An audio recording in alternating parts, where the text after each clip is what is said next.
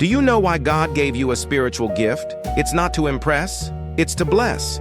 In this final part of our Spiritual Gifts mini-series, we're going to uncover the heart of it all, serving others in love.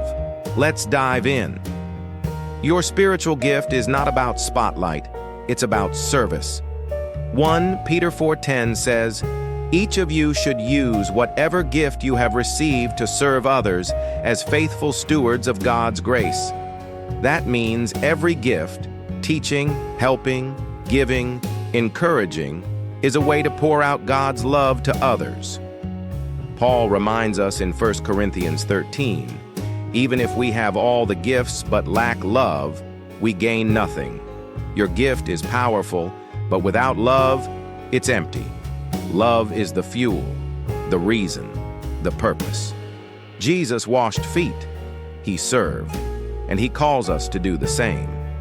Your spiritual gift is meant to reflect Jesus' humility, not just ability. Romans 12 says, "Be devoted to one another in love. Honor one another above yourselves."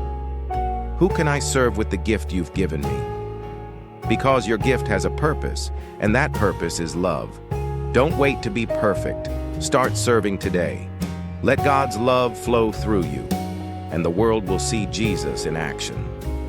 If this series has helped you understand your spiritual gifts, like, share, and subscribe. Drop a comment below. I will serve with love. We'll be back with more teachings to grow your faith. God bless you.